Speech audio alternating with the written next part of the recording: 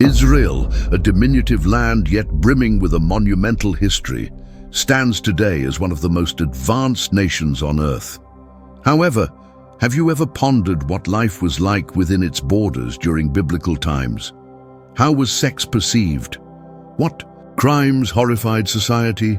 And what punishments were meted out to those who transgressed the rules thousands of years ago? In that era, being a woman meant adhering to a rigid code and confronting challenges that seem unimaginable today. Marriage was not about love, but about honor and survival. Infidelity could cost a life. Desire was governed by sacred laws, and justice was often brutal and final. Think of death penalties, public trials, and crimes that might seem trivial today, yet led to extreme punishments. Today, we embark on a journey to unravel the darkest mysteries of ancient Israel, exploring the laws that shaped this society and the secrets that may transform your perception of history. Nestled between the great empires of antiquity, Israel was a land of contrasts and constant battles. On one side lay the mighty Egypt with its pyramids and pharaohs. On the other, the feared empires of Assyria and Babylon. In the midst of this strategic territory, a small people struggled to maintain their identity and traditions. The territory of Israel, although small, was diverse. The Rocky Mountains rose majestically, creating a challenging terrain for agriculture. In many regions, the aridity of the land tested the faith and perseverance of the people. Survival depended on seasonal rains, a divine gift that determined the success or failure of harvests. The land was blessed with fertile valleys, like the Jezreel Valley, and strategic waterways such as the Jordan River. The Dead Sea, with its unique properties, marked a dramatic contrast.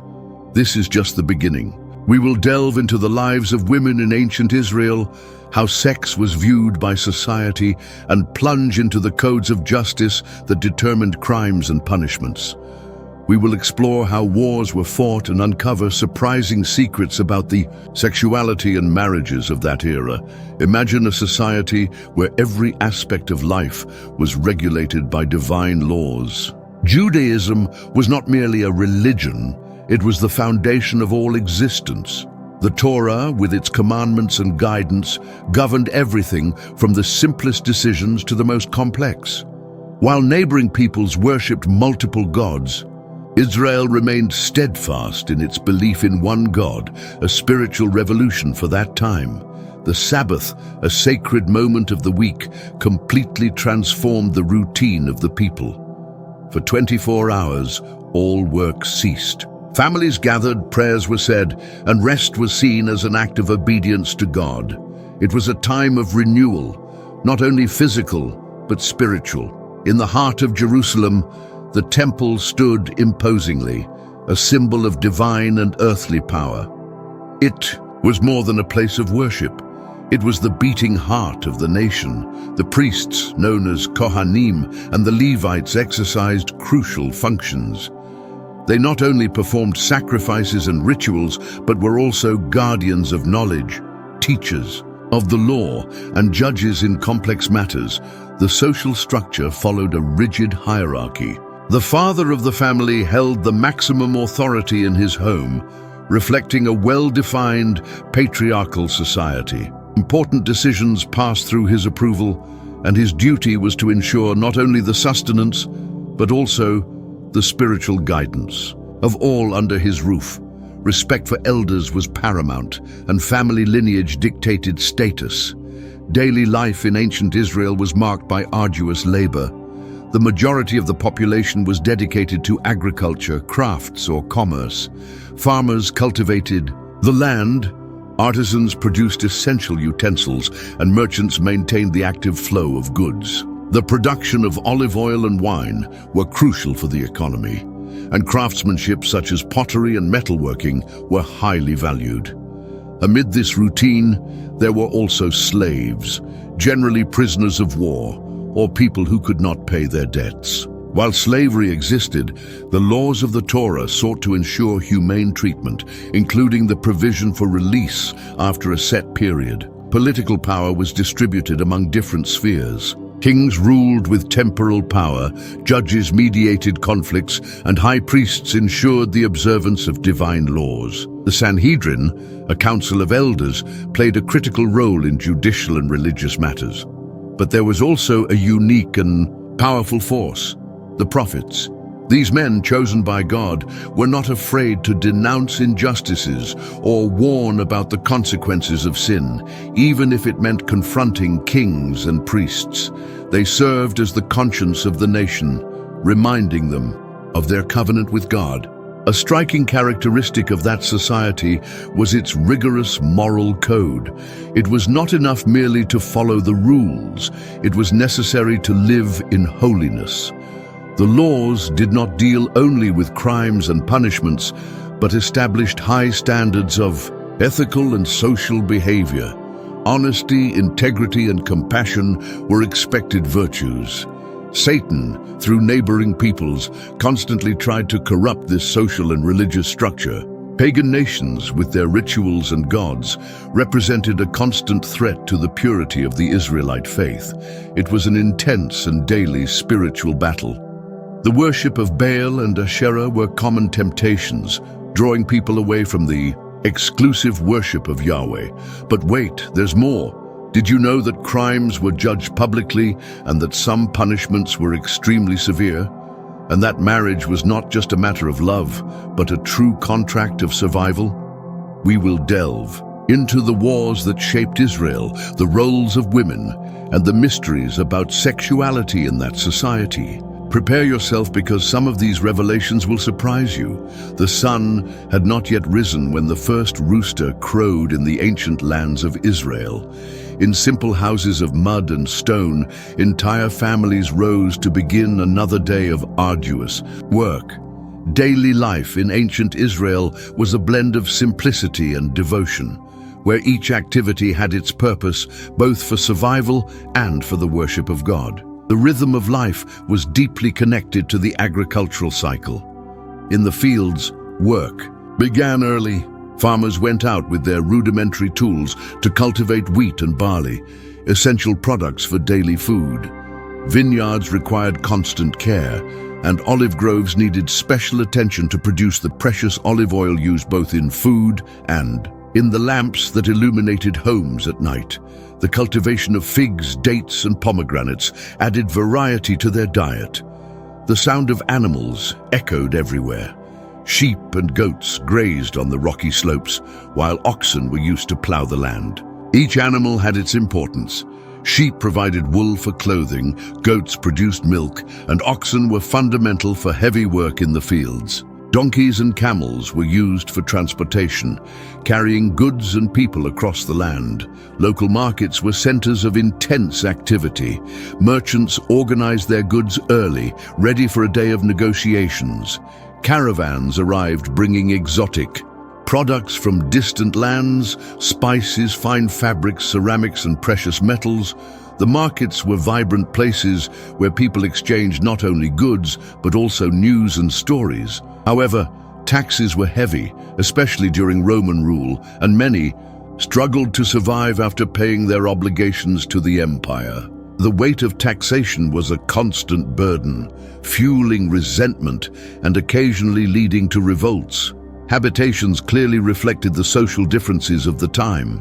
For the majority of the population, the house consisted of a single room built with simple materials, walls of mud and stone supported by wooden beams. The flat roof, made of straw and compacted mud, served as a resting area on warm summer nights and a place to dry grains and fruits. The houses were sparsely furnished, with simple mats for sleeping and basic cooking utensils. The more affluent lived in larger residences with internal courtyards that provided privacy and coolness. Their homes had their own cisterns to store water, a considerable luxury in a land where water was precious.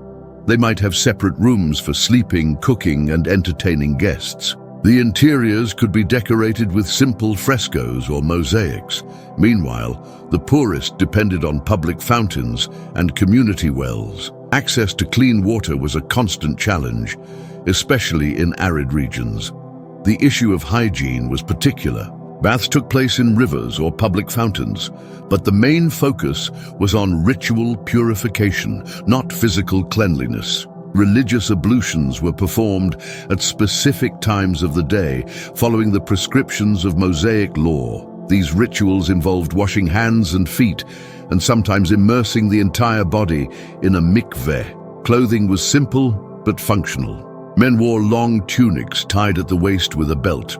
Over this, a cloak served both for protection against the weather and as a blanket during the night. The tunics were typically made of wool or linen, depending on the season and the person's wealth. Women dressed modestly, wearing long dresses and veils that covered their hair, especially in public.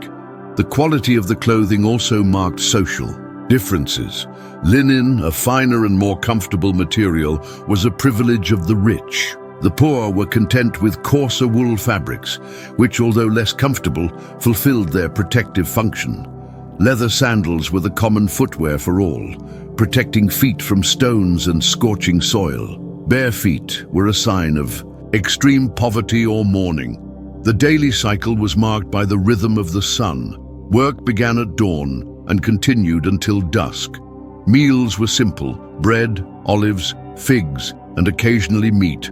Wine diluted with water was the common beverage, safer than pure water in many situations. Bread was a staple food, often eaten with olive oil and herbs.